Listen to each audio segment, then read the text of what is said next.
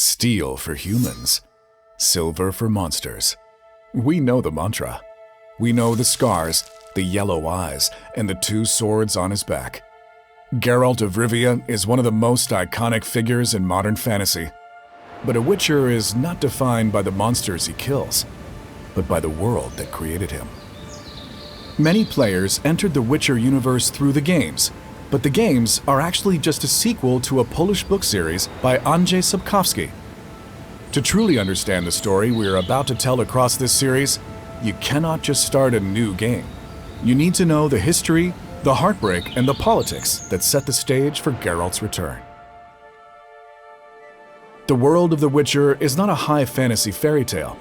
It is a world of gray morality, racism, ecological disaster, and political maneuvering. A world where the monsters in the forest are often less terrifying than the humans in the cities. When you step into the boots of the White Wolf in the gaming trilogy, you are stepping into the final act of a much larger play. To understand the choices Geralt makes, you cannot just look at where he is going. You have to understand where he's come from. You have to understand the ghosts that haunt him. Welcome to the journey through the legend of The Witcher. Over this series, we're going to recap the complete narrative of the trilogy, breaking down the complex politics, the deep lore, and the character arcs that define this saga. But we aren't starting with the first game today, because if you start there, you're walking into a movie halfway through. Today, in Part 1, we're exploring the world before. We're going to cover the essential lore from the books, the origins of the Witchers, the geopolitics of the continent, and the tragic events that led to Geralt's death and resurrection. This is everything you need to know to understand why the world is the way it is when Geralt wakes up in the woods. This is the foundation of the path. Let's go back to the beginning. It began 1,500 years ago with a cataclysm known as the conjunction of the spheres. Parallel dimensions collided, and for a brief moment, the walls between worlds vanished. Creatures from alien dimensions were stranded in our world. Ghouls, vampires, griffins, and shapeshifters. Along with them came chaos, the force we know as magic. Humanity, fragile and terrified, needed a defense against these apex predators. Mages and alchemists created a solution. They took young boys and subjected them to the trial of the grasses, a brutal process of alchemical mutation. Usually, only 3 out of 10 boys make it through the trial. The survivors became Witchers. Witchers are mutants designed to be the ultimate predators. They have cat-like eyes to see in the dark, superhuman reflexes, immunity to disease, and drastically slowed aging. They carry 2 swords, steel for men and silver for monsters. But this power comes at a devastating cost. The mutations sterilize them. No Witcher can ever father a child. They are the end of their own bloodlines, destined to live and die without biological legacy. This sterility is what drives the central theme of the saga, the search for a found family. Then, there is the myth of the heartless mutant. The world believes, and Witchers often claim, that the mutations strip them of all human emotion, leaving them as cold, calculating killing machines. But this is a lie. While their physical reactions are suppressed to keep them calm in the face of fear, they are not emotionless. They feel love, anger, and grief, often burying it under a mask of stoicism to cope with a world that hates them. Sadly, time has not been kind to them. As civilization expanded and the monsters were pushed back into the wilderness, humanity turned its fear against its protectors. By the year 1270, when our story begins, the golden age of the Witchers is long gone. The great schools, wolf, cat, bear, viper, are in ruins. Those who remain are outcasts, trading their services for coin, wandering a world that wishes they were extinct. The world you explore in the games is defined by the aftermath of war. The map is divided into two major powers. In the north, we have the northern kingdoms. Think of them like medieval Europe. They are a fractured collection of independent monarchies. Redania, Sintra, Rivia and Lyria, Temeria, Kedwin, and Edirn. They are proud, culturally distinct, and value their independence above all else. However, they are also chaotic. The kings are constantly bickering, their borders are always shifting, and their society is plagued by superstition and poverty. In the south lies the Nilfgaardian Empire. If the north is medieval Europe, Nilfgaard is ancient Rome at its absolute height. They are a massive, centralized, totalitarian state. They are disciplined, wealthy, and culturally sophisticated. To them, the northerners are dirty barbarians. Nilfgaard doesn't just want to conquer land, they want to export civilization. Their motto is order, but it is an order enforced by the lash, slavery, and absolute submission to the emperor. Just prior to the games, these two superpowers fought the Great War. Against all odds, the fractured north managed to halt the Nilfgaardian invasion at the Battle of Brenna. An uneasy peace treaty was signed, but the land is scarred. Poverty is rampant, plagues are spreading, and the kings of the north are paranoid, purging traitors and non-humans to maintain control. This tension leads to the second major conflict, the non-human plight. Elves and dwarves, the original inhabitants of the land, are treated as second-class citizens, forced into ghettos. This oppression has radicalized them. Many have joined the Scoia'tael, also referred to as the Squirrels, who are guerrilla freedom fighters who wage a bloody terrorist campaign against humans. This racial war is the backdrop for everything in the first two games. But politics are just the background. The heart of the Witcher Saga is a dysfunctional, beautiful found family. First, Geralt of Rivia. He was not born a Witcher. He was born to a sorceress named Vicenna, who abandoned him at Kaer Morhen as an infant. He was subjected to the trial of the grasses, but unlike the other boys, Geralt displayed an unusual tolerance for the mutagens. So, the mages experimented further.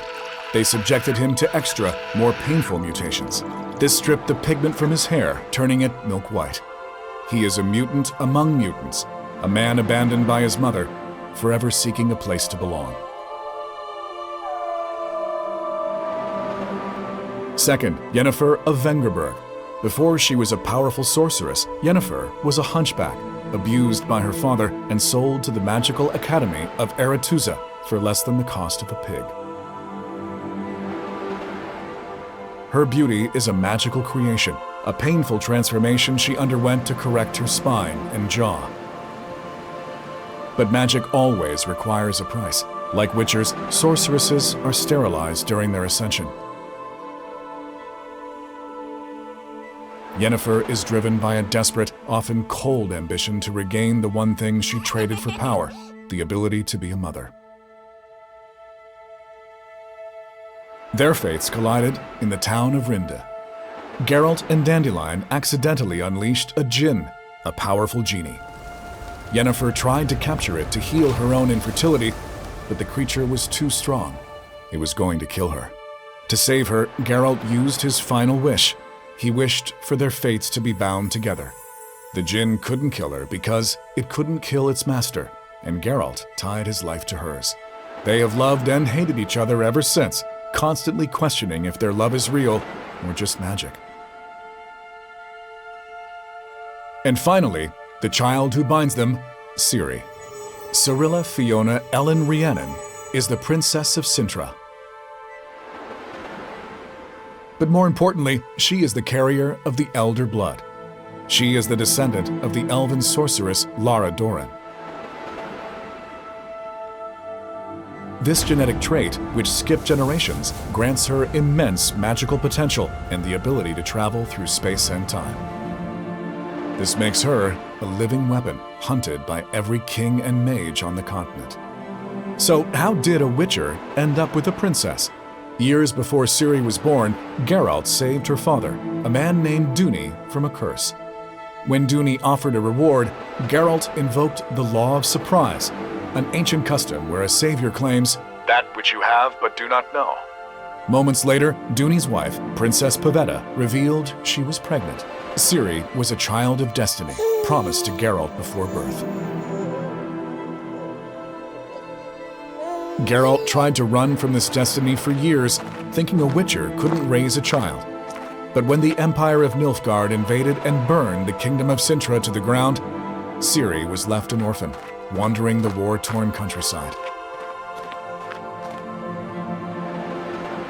In a moment known as Something More, Geralt finally found her being cared for by a peasant family. They embraced not as payment, but as father and daughter. He took her to Kaer Morhen, and Yennefer became her mother figure, teaching her magic.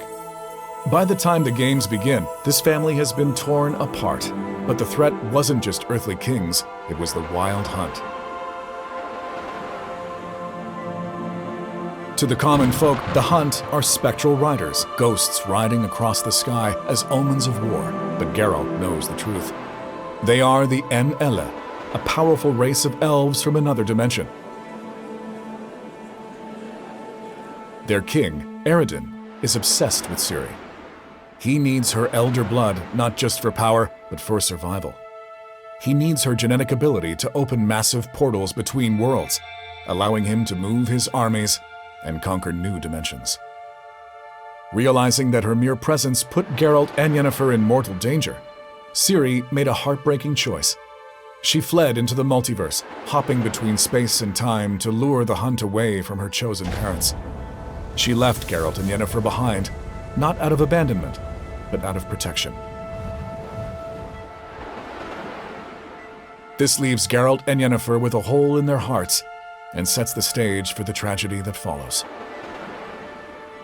Surrounding this trio are the characters who anchor Geralt to the world. First, there is Dandelion, known in the Polish books as Jaskier. He is a world-famous bard, a poet, and an incorrigible womanizer.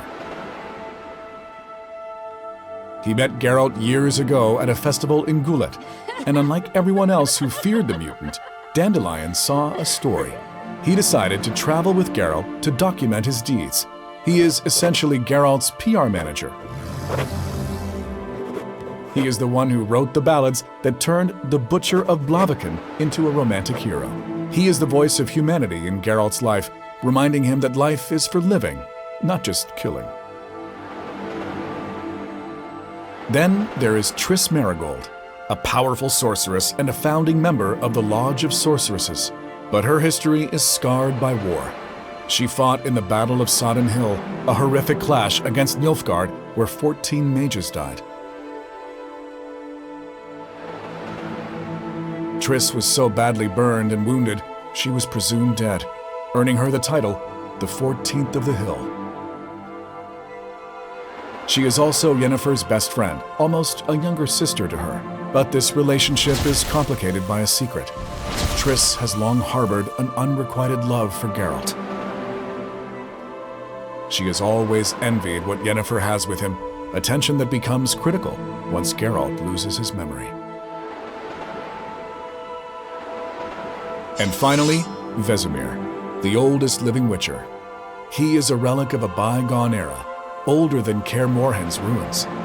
When the angry mobs attacked the fortress decades ago, killing the mages and teachers who knew the secrets of the mutations, Vesemir was the only instructor who survived.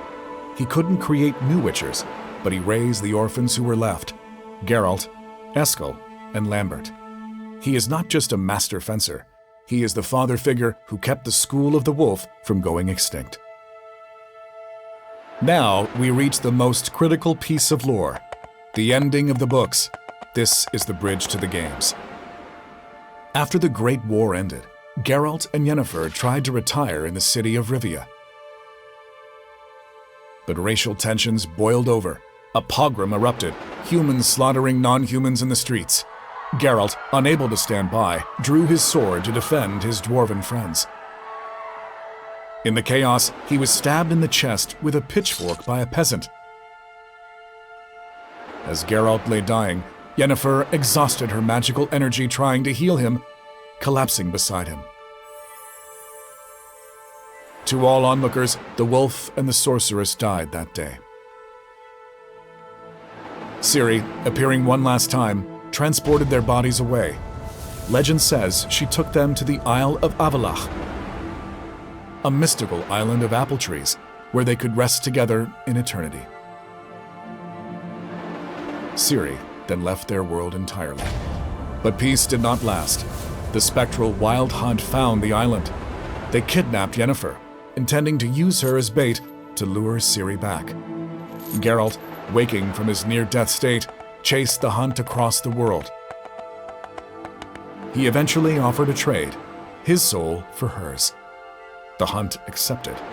Yennefer was freed, but Geralt became a prisoner of the Wild Hunt, riding with them as a spectral horseman. Eventually, Ciri intervened again, freeing Geralt and dropping him into the forests near Kaer Morhen. But the trauma of the hunt, the death, and the resurrection shattered his mind. That is where the books end. But for us, the story is just getting started. Geralt of Rivia is alive. He's back, but he remembers nothing. No Yennefer, no Ciri, and no allies. He's walking blindly into a conspiracy that threatens to destroy the few Witchers left. He has to relearn everything: how to fight, how to survive, and who his real enemies are. In the next video, we're diving straight into The Witcher 1. We're talking about the theft of the mutagens, the criminal underground of Vizima, and Geralt's brutal return to the path. This is just the start of a series preparing you for the release of The Witcher 4. So make sure to hit that subscribe button and turn on notifications so you don't miss part 2. We'll see you in the next one.